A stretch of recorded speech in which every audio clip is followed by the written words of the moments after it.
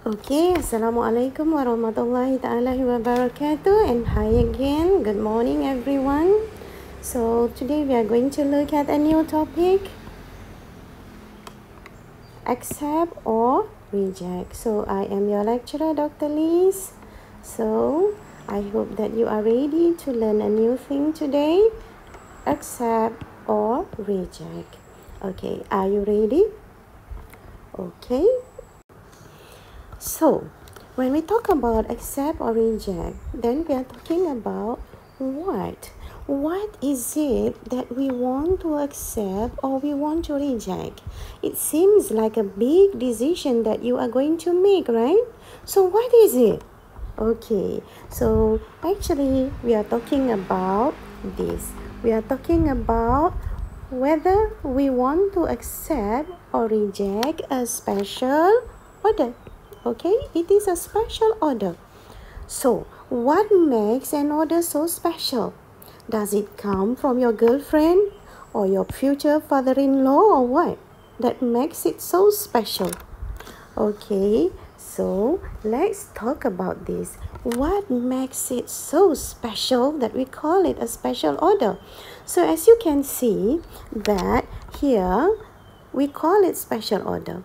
When we call it special order, then it means it is not a normal sale, and it also does not come very often. It comes sometimes, okay? Occasionally you will receive this kind of order. So again, what makes it special? Are you wondering why? Okay, so the answer is because of this. You see, because the order comes at a low price. You see, it comes at a low price. Normally, let's say you sell the product at 15 ringgit. This is the normal price. But somehow now, the price, your customer came to you asking for a 10 ringgit price. So this is what we call the special order price. So it is lower than normal price, much lower actually than the normal price. So what are we going to do? Are we going to accept or are we going to reject? Okay, so of course you will say that just reject it. Why do we have to consider it? If it comes at such a low price, then just reject it. Of course, if we are talking about you just look at the price, then that is what you will say. Unfortunately, we have another thing to consider, which is this kind of order normally comes in huge quantity. Okay, so it comes in huge quantity here. You see, so if the quantity is a lot, then you are not going to straight away reject the order. Let's say the customer came to you and asked for a 10 ringgit price, of which the normal price is 15. So if the unit is only 1 unit, then you can just say, I'm sorry, we don't sell it at that price. But what happens if the customer say that, no, we are interested in 10,000 units? What are you going to say? Are you going to say no? No? So I think we'd better stop for a while, and we have to consider an analysis before we look further and make a decision, right? Because this might give you profit. 10 ringgit for 10,000 units will give you a 100,000 ringgit in extra income. Okay, extra sales. So are you just going to reject it? Of course, I don't think you are going to do that, right? Okay, so what do we do then? So that we can make the best decision, so that we can maximize our profit. Okay, so this is what you need to do actually. You need to do the incremental analysis. So how does the incremental analysis look like? Okay, but then before you can do the incremental analysis, first you just have to do this first. What is it? Oh, we have to check our capacity. So please check your capacity here. So what is capacity, class? Capacity is your production capacity. Okay, how much can your machine, can your factory produce now? Okay, because we have how many labor hours can work, how many machine hours that can work in your factory. So we need to check that your production capacity before you can do the incremental analysis here. Okay, so how do we check our capacity? Okay, so that is something quite easy to do. That is, you just you check the capacity, which is the excess capacity. We want to know this. Okay, we just look at the maximum capacity. That is how much is the maximum that the machine can produce. Your factory can produce how much capacity that is its optimum. Maybe the maximum capacity is about 20,000 units. Okay, so you have the maximum capacity of 20,000 units, and then what you do next is minus with the current capacity. Okay, current capacity is actually what you are currently operating. You are currently producing how much? Okay, let's see, currently you are producing about 15,000 units. So you have 15,000 units here.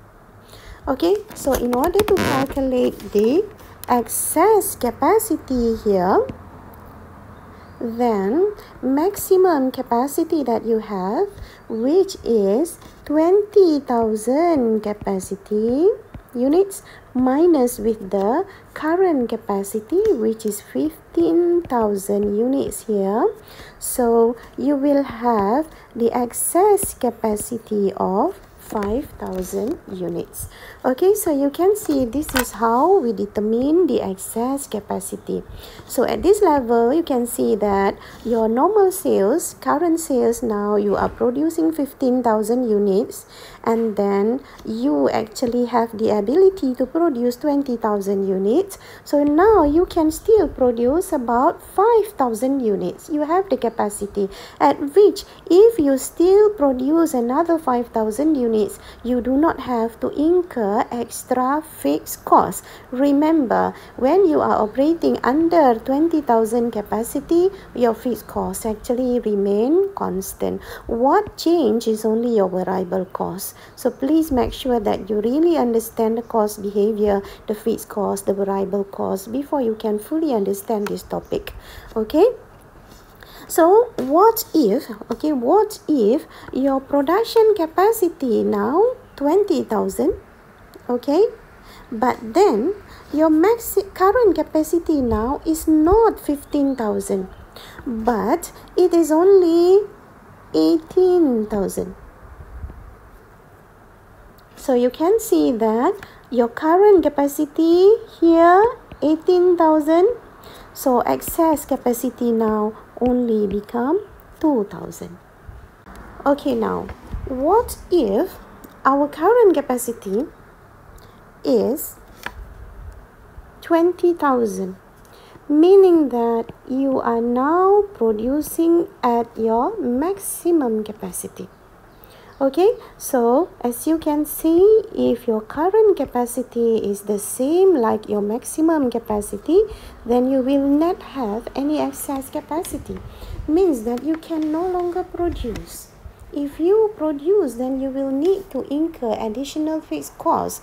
You need to buy new machines, maybe you need to set up a new factory. So that is not possible in a short period. So what are we going to do? Okay, once we have checked our capacity to see whether we do have excess capacity or not, okay, then this is what we will find. Okay, do we have sufficient capacity? Sufficient capacity means our maximum capacity is still higher than current capacity. Maybe we still have 5,000 units. Okay, so if we do have sufficient capacity, then what we need to do is just produce the special order. Okay, so you can just produce our special order, accept the special order. Let's say the special order is 5,000 units that come to you, 5,000 units, and currently you are producing 15,000 units. So now your total sales will be 20,000 units, which is equal to your maximum capacity. Okay, so there is no problem at all. You just proceed with the production. However, okay, the problem comes when we don't have sufficient capacity. So you can see here, this is actually what happened. We have insufficient capacity. You see? What does it mean, sufficient capacity? Now, your current capacity is already the same like maximum capacity, or you don't have any more excess capacity. Or maybe you have the excess capacity. Let's say your maximum capacity is 20,000 and your current capacity now is only, your current capacity is 18,000. So you have the excess capacity of 2,000. Somehow, the special order comes to you at 5,000 units. Okay, so you only have 2,000 excess capacity. Remember, but the special order is 5,000. So you might say, hey, we just accept 2,000 units. Nah, you cannot do that because normally special order will come in a one-off order. So it's either 5,000 units or 0. So you cannot just produce 2,000. Okay, so this is what will happen when that happens. If you still want to accept the special order, then there is no other way but you will have to sacrifice your normal sales. Now let's say your normal sales just now is 15,000.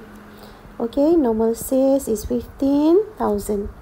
The special order is 5,000. Sorry, normal sales is 18,000. Special order is 5,000.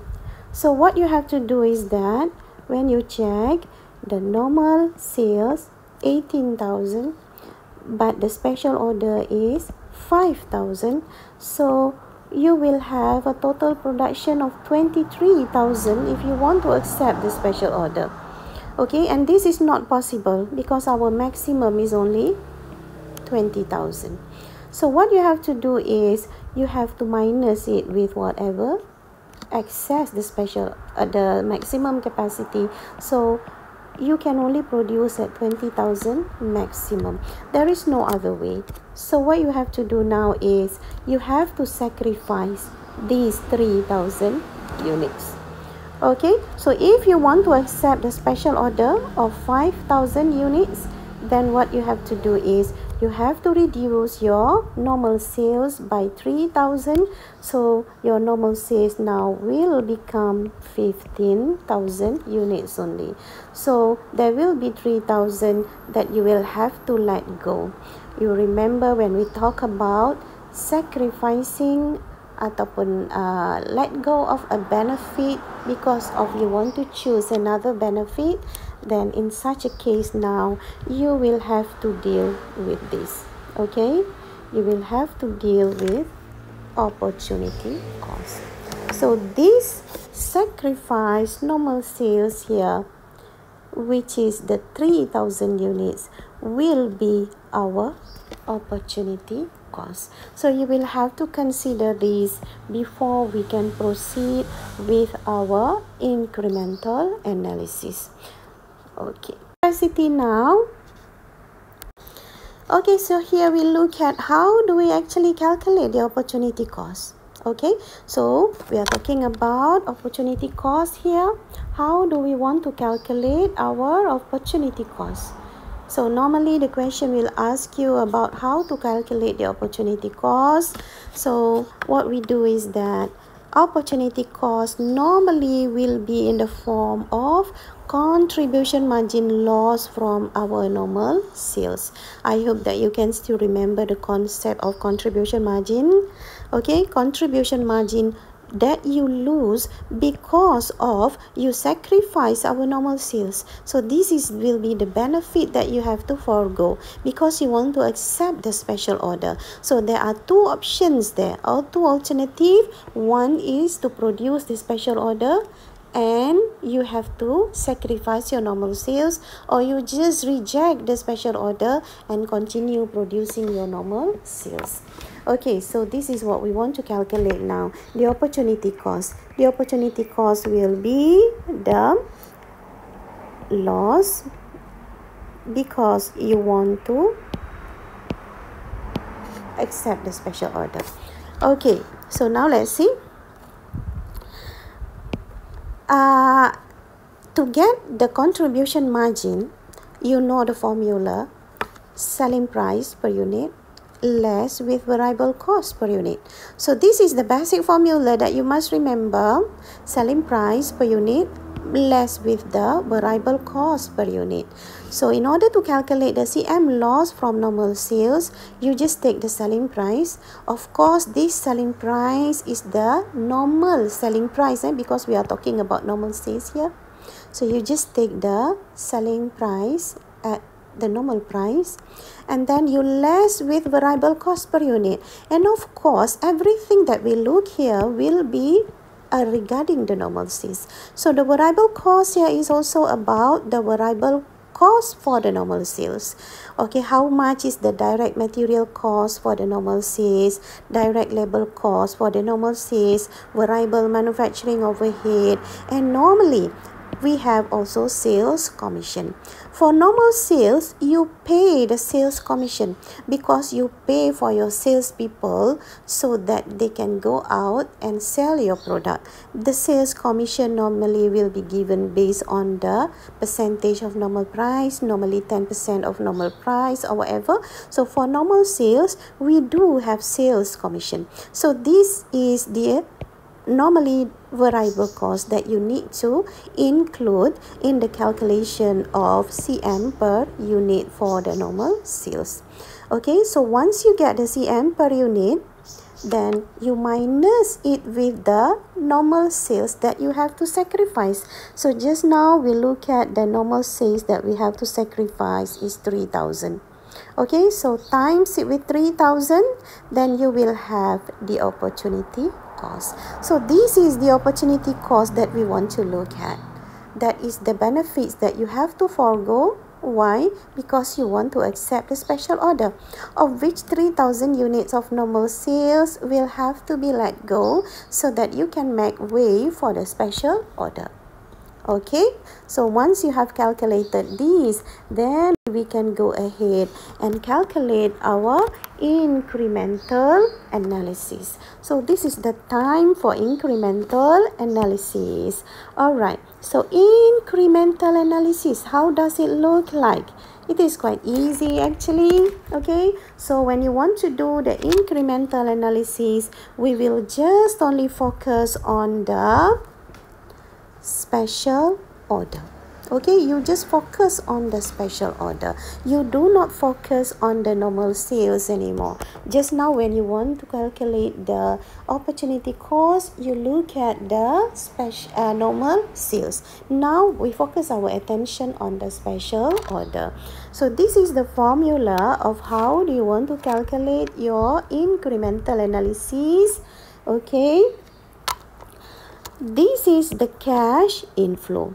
That is whatever cash inflow or the revenue that you will get from the special order, you are going to calculate it here. For example, you will get the sales from the special order.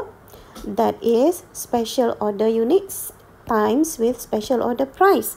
So how much is the special order units? Let's say 5,000 units, and the special order price come at 10 ringgit. So you will get here 50,000 ringgit. Okay, and then after that, is there any cost saving that you get from the special order?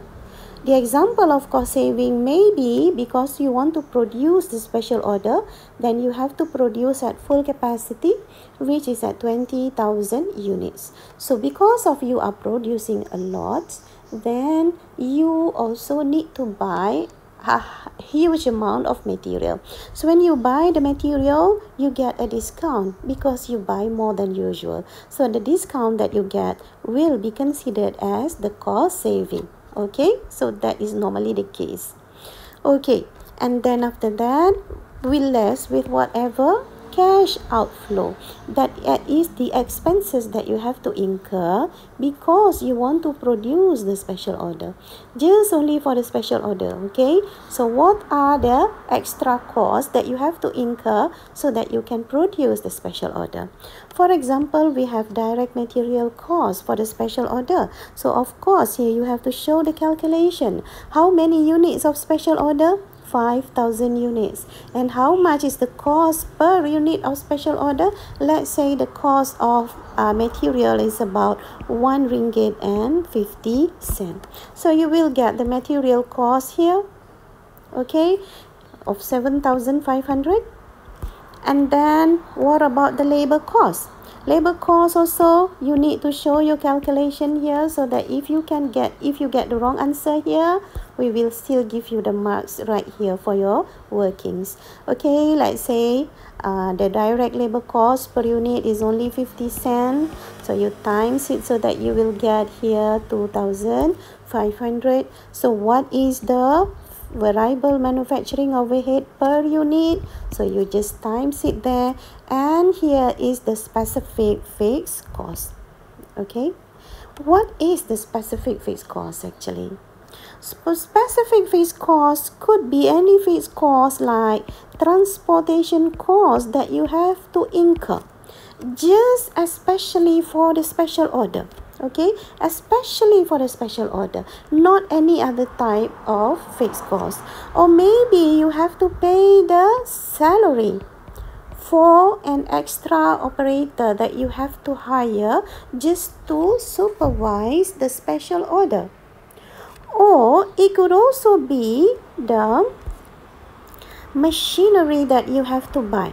Okay, just the machinery that you have to buy just to be used for the special order. After this, you will need to let go of the machinery because you no longer need it, or maybe because you don't cannot use it anymore. So these are the example of special order that may be the specific fixed cost that you might need to incur for this special order. So any cost that you have to incur specifically for this special order, you will have to put it here. Okay, and last but not least, of course, the opportunity cost that you have calculated before this. Okay, so we are going to include the opportunity cost, and then here you total up everything here, then you bring it to this column, you minus with the cash inflow or the revenue from the special order, then you will get this figure. So what is this figure? Okay, so this figure is actually the net profit increase or decrease because of the special order. So this is actually, you can get here a positive amount, or you can also get a negative amount, which you should indicate in a bracket like this.